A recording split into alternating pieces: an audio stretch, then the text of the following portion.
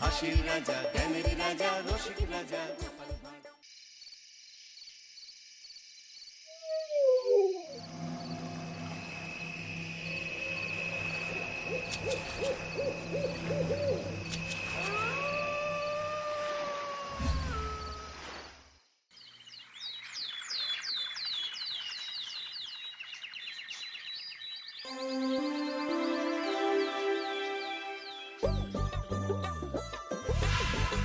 দূর দূর, হঠাৎ করে কেন যে এত চুল ঝরছে বুঝতেই পারছি না। কতদিন হয়ে গেল চুল ওঠা আর থামছেই না। না, এমন হতে থাকলে তো মাথায় টাক পড়ে যাবে। না না না, আজ রাজবৈদ্যের কাছে পরামর্শ নিতে হবে। কি ব্যাপার মহারাজ, আজ আপনাকে এমন চিন্তিত দেখাচ্ছে কেন? জীবনে বড় দুঃখ গোপাল, মন মেজাজ একদম ভালো নেই। সে কি, কি হয়েছে মহারাজ? গোপাল থাকতে দুঃখ কিসের? আর বলো না, মাথার চুলগুলো আজকাল ঝড়ে পড়া পাতার মতো পটপট করে ঝরে যাচ্ছে। আমি তো জানি কেন এমন হচ্ছে, কিন্তু এখনই মুখ খুললে চলবে না। আর একটু বেশি বিপদ বাড়লে তখন মাঠে নামবো। তাই বলুন। এ তো খুব ছোট ব্যাপার, চুল ঝরলে টাক পড়বে, আর সেটা পড়া কত ভালো জানেন? কথায় আছে, যত বড় টাক তত বেশি টাকা। তুমি চুপ করো তো বাপু। যদি টাক থাকলেই টাকা হতো, তাহলে তোমার টাকা কোথায়? যেটা বোঝো না সেটা নিয়ে কথা বলো না। তাই না তাই, মহারাজের ঝরছে চুল, চিন্তার ভাঁজ মাথায়। গোপাল যতই চেষ্টা করুক, চিড়ে ভিজবে না কথায়। তোমরা সকলে থামো তো দেখি। ও রাজবৈদ্য, তুমি এর কিছু উপায় বলো। আগে মহারাজ, অনেক সময় দেহে ওই লৌহের পরিমাণ কমে গেলে এমন চুল ঝরে। আপনি বরং পালং শাক, ওই কিশমিশ, কলা ও আরো কিছু ফল আমি বলে দিচ্ছি, সেগুলো বেশি করে খান। আচ্ছা আচ্ছা আচ্ছা, তবে তাই করে দেখি।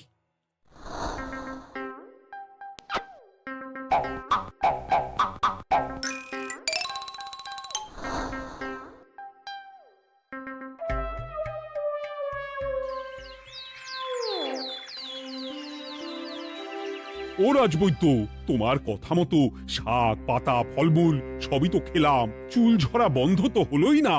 তো জানতামই এমন হবে।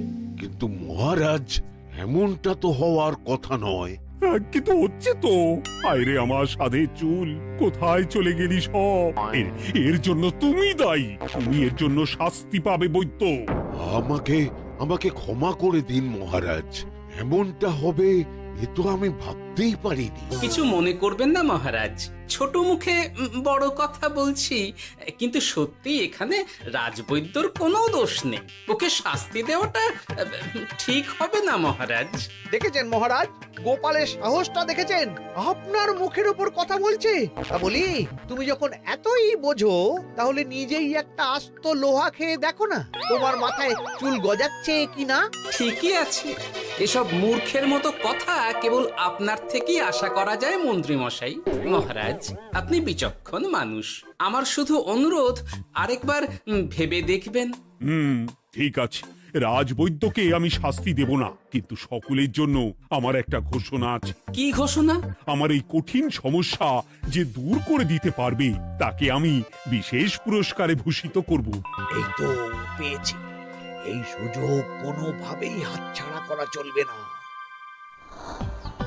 এবারের সমস্যাটা সত্যি বেশ কঠিন। কি করলে যে মহারাজের চুল পড়া বন্ধ হবে সেই উপায় মাথাতেই আসছে না। হঠাৎ করে কেন যে এমন হলো কে জানে।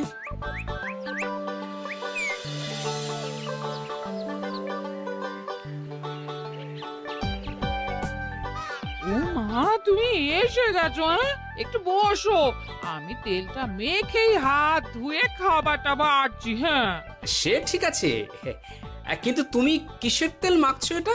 কি আবার মাথার চুলের তেল? এখানেও চুল, ওদিকে মহারাজেরও চুল ঝরে পড়া নিয়ে আমরা সবাই হিমশিম খাচ্ছি গিন্নি। আরে, মহারাজের অত সুন্দর কালো চুলগুলো ঝরে যাচ্ছে, এ তো ভারী দুঃখের কথা। সে আর বলতে। ওই জন্যই তো আমি বাবা মাথায় এই জড়িবুটি তেল মাখি, এতে চুলের গোড়া শক্ত করে, চুলকে ভালো রাখে, নতুন চুল গজায় সব। হ্যাঁ কি কি বললে? নতুন চুলও গজায়? সত্যি? হ্যাঁ, বাহ, তাহলে আর চিন্তা কি। আমাকে এই তেলটা একটু দিতে পারবে গিন্নি? মহারাজকে দিয়ে আসি। উনি বলেছেন যে ওনার সমস্যা দূর করতে পারবে তাকে উনি পুরস্কার দেবেন। ওমা, এই তাই নাকি? এই তো দারুণ ব্যাপার গো। নাও নাও নাও, তেলখানা নিয়ে মহারাজকে কাল দিয়ে এসো তাহলে। আর জানিয়ে দিও, দিনে 2 বার কিন্তু তেল মাখতেই হবে। হ্যাঁ আচ্ছা, ঠিক আছে।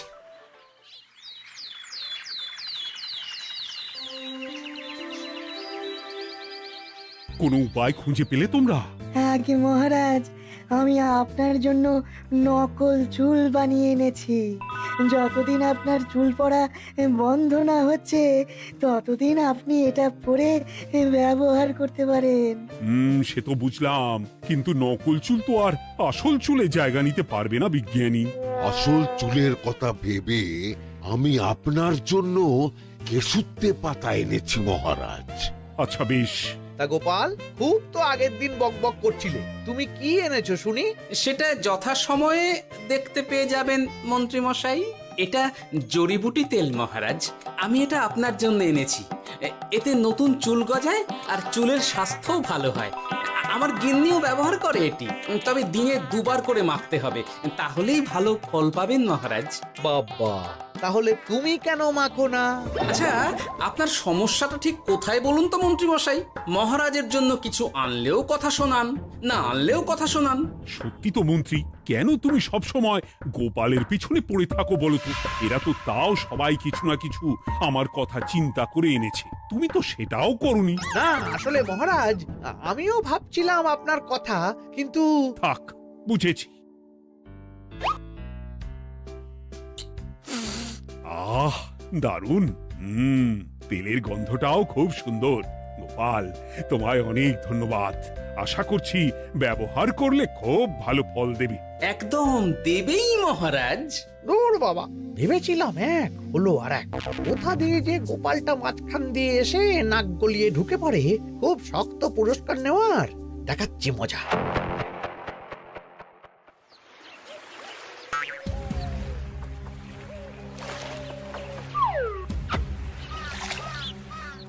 এবারে গোপালের তেল দিয়েই সব কিছু তোলপাড় করব।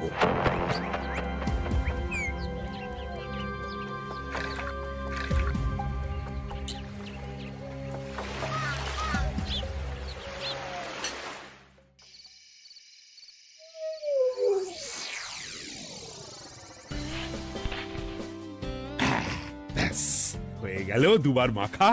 গোপাল বলেছিল এতেই ভালো ফল পাব, কিন্তু এখন মাখার পর মাথাটা কেমন জ্বালা জ্বালা করছে মনে হচ্ছে। হয়তো নতুন চুল গজাবে বলে এমন হচ্ছে। কাল সকালে বোঝা যাবে। এতক্ষণে বোধহয় ছোট ছোট চুল গজিয়েই গেছে। কি এটা চুল গজানোর তেল ছিল নাকি পড়ে যাওয়ার? ভগবান, যেটুকু বাকি ছিল সেটাও ঝরে পড়ে টাক পড়েই গেল।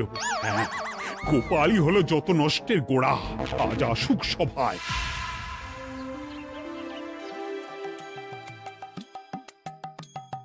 এই যে এখন এলেন উনি। ও কি মহারাজ, আপনি এমন কাপড় মাথায় জড়িয়ে বসে আছেন কেন? তুমি আর এমন প্রশ্ন জিজ্ঞাসা করো না গোপাল, তোমার দয়াতেই মহারাজের এমন অবস্থা। মানেটা আমি তোমায় দেখাচ্ছি, দাঁড়াও। এই যে গোপালের দেওয়া তেল মেখেই আমার এমন হয়েছে, আর তার জন্য আমি তোমাকে কোনোদিনও ক্ষমা করব না গোপাল। বিশ্বাস করুন মহারাজ, আমার গিন্নিও মাখে এই তেল, কিন্তু এমন কিছু তো এখনো পর্যন্ত ঘটেনি। আমি আর কিচ্ছু শুনতে চাই না। আমার মাথা ভর্তি চুল আমি ফেরত চাই। যতদিন না আমার মাথার সব চুল ফিরে আসছে ততদিন আমি তোমার মুখও দেখতে চাই না। মহারাজ, আপনার কোনো চিন্তা নেই, আমি তো আছি। এবার এই সমস্যার একটা সমাধান আমি করেই ছাড়বো। কি ব্যাপার, মন্ত্রী মশাই এত লাফাচ্ছে কেন? এসবের পেছনে আবার ওনার হাত নেই তো? না, ব্যাপারটা পরে দেখতে হচ্ছে।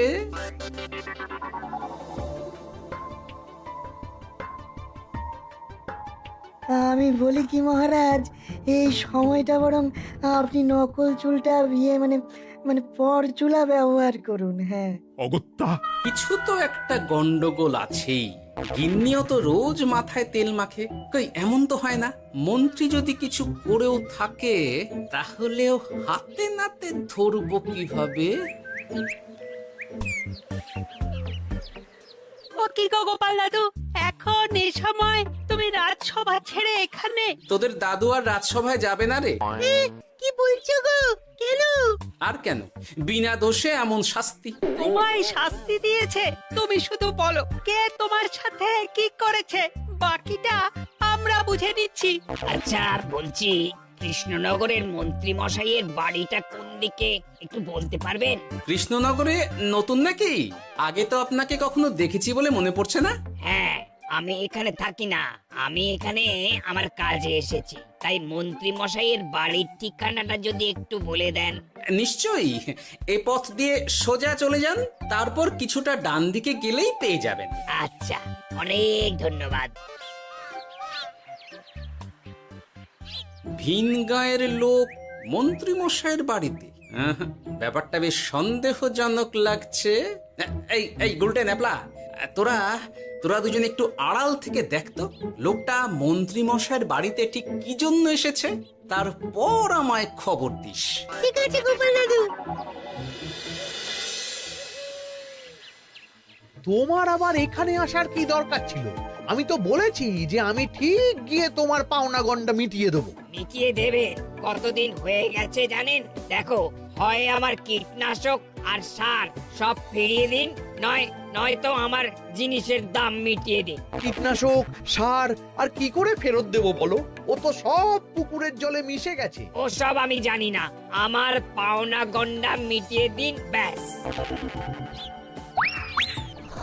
চল চল, এখনই তাহলে গোপাল দাদুকে গিয়ে সব জানাই। হ্যাঁ, চল চল। দাদু, ও গোপাল দাদু। তোরা এসে গেছিস? আয় আয় আয় আয় আয়। মন্ত্রী মশাইয়ের মুখ থেকে অনেক খবর পেলাম। তাই নাকি? কি শুনি? মন্ত্রী মশাই ওই লোকটার কাছ থেকে অনেক কীটনাশক সার নিয়েছে, কিন্তু এখনো জিনিসের দাম মেটায়নি। হ্যাঁ, ওই জন্যই তো মন্ত্রী মশাইয়ের উপর লোকটা খুব রেগেছিল, হুমকিও দিয়েছে 1 সপ্তাহের মধ্যে জিনিসের দাম সব মিটিয়ে দিতে হবে। তাই নাকি? কিন্তু কীটনাশক সার নিয়ে মন্ত্রী মশাই কি করবে? সেটা তো বলতে পারবো না দাদু। তবে হ্যাঁ, মন্ত্রী মশাই ওই লোকটাকে বলছিল যে ওই সব কীটনাশক সার পুকুরের জলে মিশে গেছে। কি বললি? পুকুরের জলে? আচ্ছা, এবার দুয়ে দুয়ে 4 করা গেল। অনেক ধন্যবাদ রে তোদের। বল বল, তোরা কি খাবি? কিচ্ছু লাগবে না গোপাল দাদু, তবে ভোলা বয় আর মিষ্টি খাওয়ালে। আচ্ছা আচ্ছা। কি করে যে মহারাজকে আসল ব্যাপারটা বোঝাই, কিছু তো একটা উপায় বের করতেই হবে।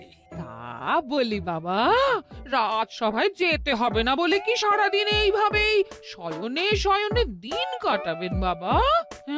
হ্যাঁ, উপায় পেয়ে গেছি।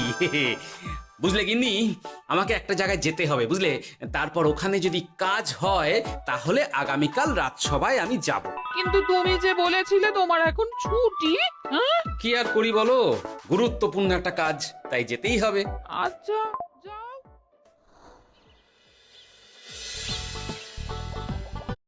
কি আর করি বলো, গুরুত্বপূর্ণ একটা কাজ, তাই যেতেই হবে। আচ্ছা যাও। ওই গো বিজ্ঞানী। আরে গোপাল যে, বলো। এই যে বিজ্ঞানী, একটা বিশেষ দরকারে তোমার কাছে এলাম, বুঝলে? হ্যাঁ, বলোই না। আচ্ছা, এই দূষিত জলকে কিভাবে আবার পরিশুদ্ধ করে বলতে পারবে? কেন পারবো না? জলের মধ্যে একটু চুন আর ফটকিরি দিয়ে দিলেই জল আবার দূষণমুক্ত হয়ে যাবে। তবে ওগুলো দেওয়ার পর কিছুদিন সেই জলকে ব্যবহার করা বন্ধ রাখতে হয়। হ্যাঁ। আচ্ছা আচ্ছা, অনেক ধন্যবাদ, আসি তাহলে। হ্যাঁ।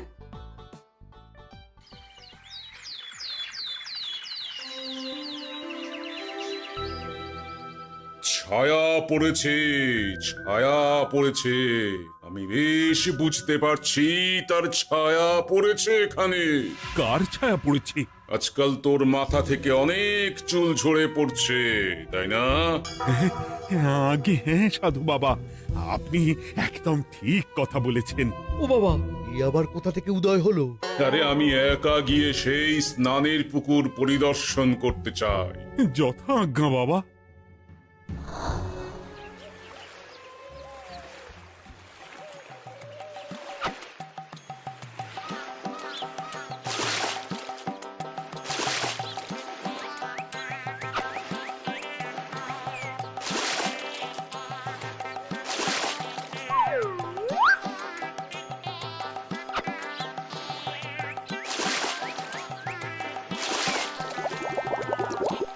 যাক বাবা, মোটামুটি সপ্তাহখানেক এভাবে থাকলেই পুকুরের জল আবার আগের মতো পরিষ্কার হয়ে যাবে। এবার শুধু মহারাজকে একটু বুঝিয়ে বললেই হয়ে যাবে।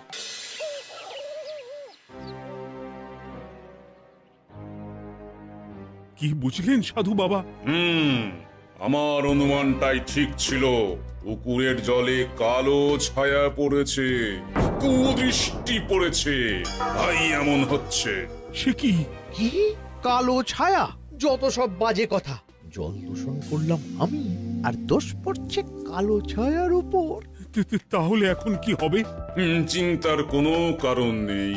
আমি মন্ত্রপুত ভস্য ছড়িয়ে দিয়েছি। 1 সপ্তাহ ওই পুকুরের জল স্পর্শ তো দূর, পুকুরের কাছেও যাওয়া নিষেধ। তাহলে এখন মোহরের কি হবে? যথা আজ্ঞা সাধু বাবা। ও কি, তাহলে মহারাজ এতদিন স্নান করবেন কোথায়? সে কথা কাউকে চিন্তা করতে হবে না। মহারাজের ওপরে কালো ছায়া পড়া জল পড়েছে, তাই আগে সেটা শোধন করতে হবে। আমাকে তাহলে কি করতে হবে সাধু বাবা? আমার শিষ্য গোপাল আমাকে আগেই এই বিষয় জানিয়েছিল। আমি তার হাত দিয়েই তোর স্নানের জল পাঠিয়ে দেব। তাই আগামী 1 সপ্তাহ সেই জল দিয়েই তোকে স্নান করতে হবে। কি গোপাল? দেখছো তো মন্ত্রী, গোপাল আমাকে কত ভালোবাসে। আমি ওকে কত কথা শোনালাম, কিন্তু না না না না, কাল থেকেই আমি আবার গোপালকে রাজসভায় ডেকে আনবো। আমি আসছি, আমার কাজ হয়ে গেছে। আর হ্যাঁ, তোর স্নানের পুকুরের চারিদিকে প্রহরীর বন্দোবস্ত কর। কাক পক্ষীও যেন ওখানে প্রবেশ করতে না পারে। আচ্ছা বাবা, আচ্ছা।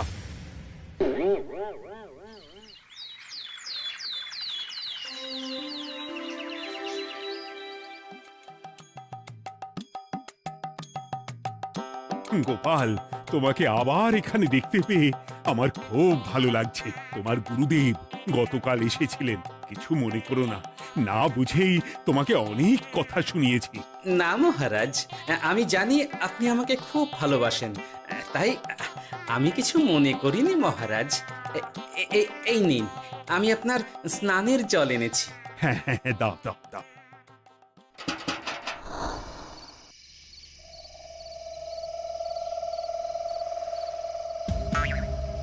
ও বাবা, পুকুরের কাছে যে গিয়ে দেখবো সে উপায় নেই। চারপাশে প্রহরীতে ভর্তি। তাহলে কি সত্যি সত্যি কালো ছায়া পড়েছে? ভালোই হলো, পাওনাদারকে বলে দেবো কীটনাশকটা জালি ছিল। হি হি।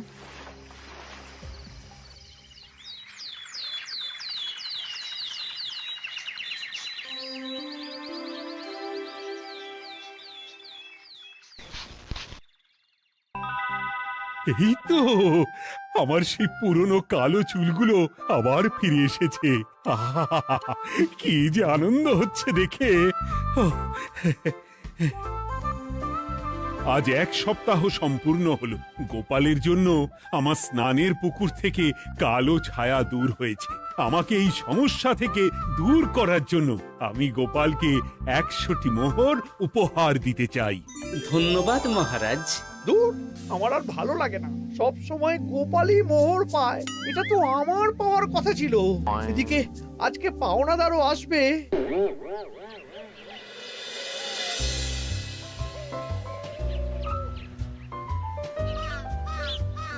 গোপাল দাদু, ওই লোকটা এসে গেছে।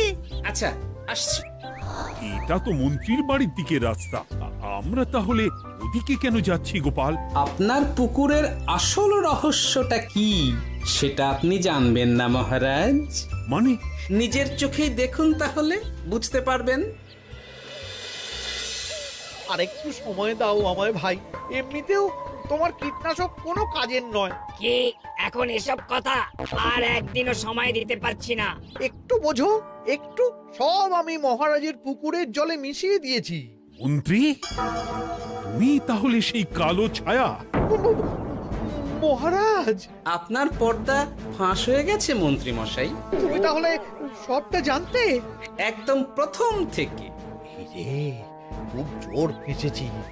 এদিকে পাওনাদার, ওদিকে মহারাজ, এখান থেকে কেটে পড়তে হবে। গন্ডগোল করে আবার পালানো হচ্ছে তবে রে। বলো, কেন করেছিলে? মহারাজ, আমি ভেবেছিলাম আপনার সব চুল উঠে গেলে আমি আপনার কাছ থেকে চুল গজানোর ওষুধ দেওয়ার নামে অনেক টাকা লুটবো।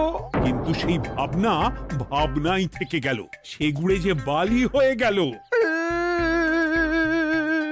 ভাবা যায় চুলের জন্য চুলোচুলি। হাসির রাজা জ্ঞানের রাজা রসিক রাজা